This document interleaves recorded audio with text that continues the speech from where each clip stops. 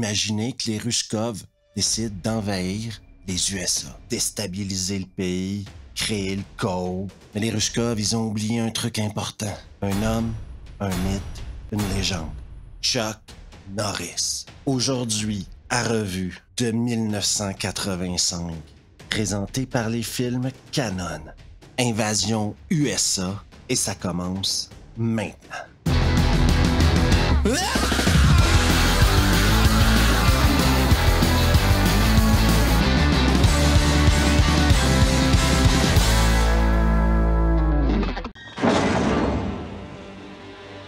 Le film commence en nous montrant des boat people, un bateau à la dérive, des gens en plein désespoir, la misère, la vraie, couverte par un désir de vivre, le désir d'atteindre l'Amérique. Sauf que c'était la mauvaise journée pour traverser le golfe du Mexique.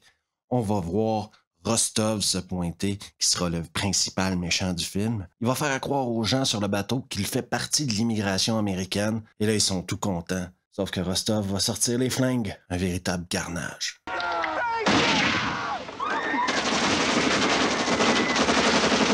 Et on va apprendre que sous ces corps d'immigrants-là, cachés dans un double fond, il y avait de la cocaïne. C'est maintenant le temps de vous présenter Matt Hunter, joué par Chuck Norris. Balade tranquille en aéroglisseur dans les marécages floridiens. Et pour pas perdre la main, petite chasse au croco. On s'imagine que cette semaine-là, Chuck Norris avait besoin de bottes. Ça y est, je tiens. Fais-le. Rostov se rend donc maintenant à Miami pour échanger sa cocaïne contre du pognon dans le pire hôtel de passe que vous avez jamais vu de votre vie. Il arrive, rencontre les gens pour faire le deal, et la drogue, c'est mal. Tout le plaisir est pour moi. Et se prendre une balle dans les couilles, c'est pire.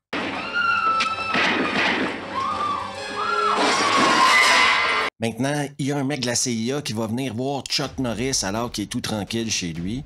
Le mec va bien sûr demander à Chuck de les aider. Mais Chuck, présentement, il est à la retraite et il n'a pas le temps pour ça. Entre sa chasse au croco et ses balades en aéroglisseur, pourquoi il se remettrait les pieds dans cette merde-là? Et ils vont bien énerver Chuck Norris en lui disant que Rostov est derrière un plan qu'ils ne connaissent pas et que ça a l'air gros. Fallait pas m'interdire de le tuer la dernière fois. Maintenant, c'est votre problème. Et parlant de Rostov, il fait des cauchemars en pensant à Chuck Norris. Un des plus gros problèmes de la communauté russe dans les années 80 était de faire des cauchemars de Chuck Norris. C'est fini pour toi. Pour Rostov, il essaie de convaincre ses potes que c'est important de s'occuper de Chuck. Mais ils le prennent pas trop au sérieux. Mais dans le cas qu'il l'occupe, il ira pas de l'avant avec son plan d'envahir les États-Unis tant qu'il n'aura pas tué Chuck Norris. Donc, il envoie un commando à la piole de Chuck Norris pour l'assassiner. Allez-y mollo avec les lance-grenades, les gars, c'est un cabanon, sa piole.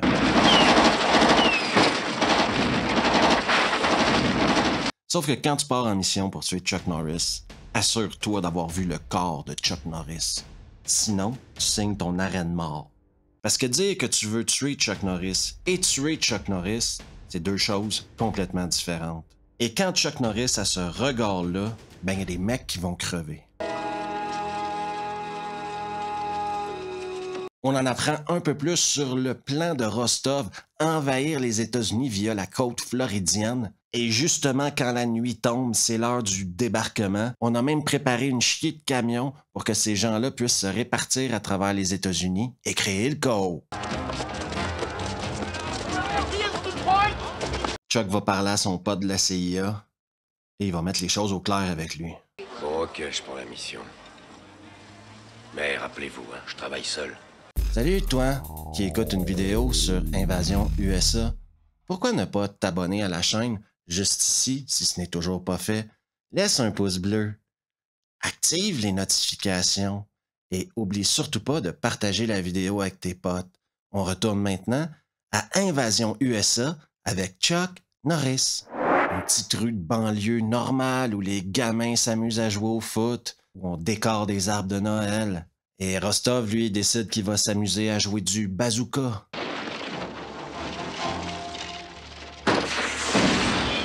Pour Pourquoi cibler principalement un petit trou de banlieue comme ça? C'est un film canon. On n'est pas là pour poser des questions. On est là pour apprécier les explosions. Autre indice que quelque chose se passe mal, des flics en pleine nuit avec des lunettes de soleil commencent à tirer dans une fiesta hispanique quelque part à Miami. Tout ça fait partie du plan des Rushkov de créer le chaos à l'interne aux États-Unis. Faire en sorte que les gens se rebellent contre la police, contre le système.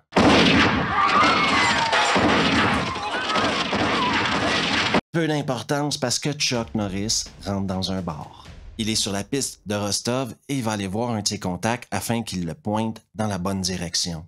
Bonne chance, vieux. Je t'enverrai une carte. Et ceux qui se disaient qu'à partir de maintenant, la seule scène d'action presque qu'on avait vue avec Chuck Norris, c'était Chuck Norris en train de se battre avec un croco, eh bien, ça va changer. Il va aller voir un contact de Rostov, commencer par lui mettre gentiment un couteau dans la main. Pourquoi utiliser un flingue quand tu peux utiliser une grenade? Si tu réussis à t'en tirer, tu diras à Rostov, c'est fini pour toi. C'est maintenant au tour d'un centre commercial de connaître la terreur de l'envahisseur, mais c'était sans compter sur Chuck Norris et son pick-up.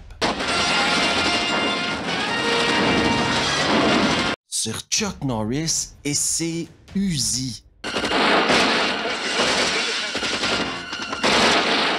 Sur Chuck Norris et sa main droite. Et sur Chuck Norris et une Mustang. Peut-être que Rostov aurait besoin d'un scotch, un steak et d'une pipe. Ça pourrait peut-être l'aider à se calmer un peu. Parce qu'il commence à devenir vachement parano avec son histoire de Chuck Norris. Oui, tout le monde a compris que tu voulais le tuer, mais t'es pas en train d'envahir les États-Unis présentement. Rien ne doit modifier notre programme, Michael. Ce type nous emmerde, Nico! Ne jamais demander ses papiers à Chuck Norris. Si Chuck Norris veut que vous connaissiez son identité, il va vous la donner. Vous avez un sauf-conduit.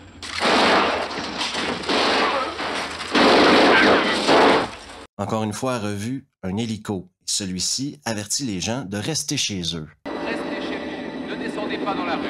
Et maintenant, les envahisseurs croyaient qu'ils pourraient faire sauter une église. Mais il n'y a pas de chrétiens qui vont mourir dans un film de Chuck Norris. Il va donc prendre la bombe qu'ils avaient placée devant l'église et leur redonner. Ça déconne, hein? Maintenant, ça va marcher. Il y a des mecs qui croyaient qu'ils pourraient fumer des Américains en train de faire leur course. Mais je vous ai déjà parlé de Chuck Norris et son pick-up. Chuck Norris et ses Uzi.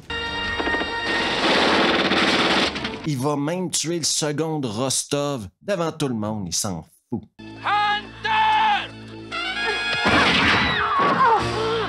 Il y a des mecs qui croyaient pouvoir faire sauter un bus plein d'enfants. Encore une fois, mesdames, messieurs, Chuck Norris et son pick-up. C'est pas à vous, ça? Le pick-up de Chuck Norris dans ce film-là aurait dû être crédité d'un second rôle tellement il y a de l'importance dans l'histoire. Chuck Norris va retourner voir l'agent de la CIA qui lui sert de contact avec un plan. Parce que présentement, Chuck Norris, il peut plus voir des enfants mourir. Et l'Amérique, c'est plus qu'un pays, c'est une philosophie, c'est un mode de vie. Pense à la casse. Et toi au résultat? Des flics arrivent et dérangent Chuck Norris en train d'écouter un film. Les flics dans ce film-là, ils ont 3 ou 4 scènes et ils servent absolument à rien. Chuck Norris baladé comme une merde devant les médias, traité comme un assassin alors qu'il est en train de sauver la nation. Et il y a un message pour Rostov, et Rostov est mieux d'écouter. Un soir, tu vas t'endormir, et quand tu te réveilleras, je serai là, et je te ferai la peau. Des hélicos qui distribuent des pamphlets, une première à revue. Rostov dans un hélico. Et là, dans la ville, c'est le chaos total.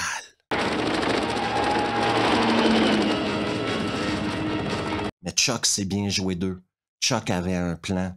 Chuck a mis son plan en marche. Oui, parce que s'il s'est fait arrêter, c'était pour attirer Rostov et ses hommes pour qu'ils viennent le tuer. Et comme les troupes vont essayer d'aller tuer Chuck Norris, eh bien, ça va permettre l'intervention de l'armée américaine. L'Amérique contre-attaque. Des tanks, des hélicos, des soldats.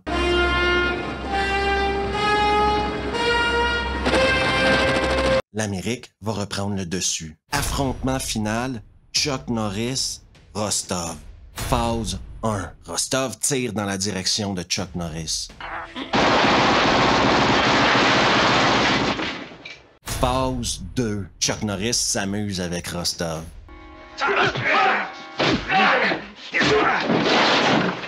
Phase 3. Rostov croit pouvoir tuer Chuck Norris avec un bazooka.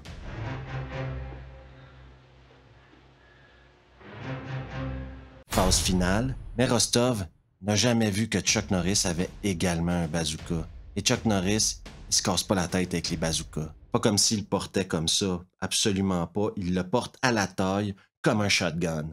C'est fini pour toi.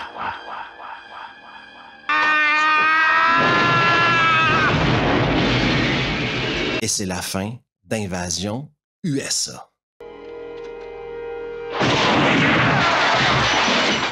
Ceux qui connaissent bien le film se rendront compte qu'il y a deux petits storylines que j'ai pas mis dans la revue. Le premier, c'est celle de la journaliste, parce que Chuck Norris voulait Whoopi Goldberg pour jouer ce rôle-là, et le réalisateur lui a refusé. Si Chuck Norris la veut pas dans le film, moi j'en parlerai pas.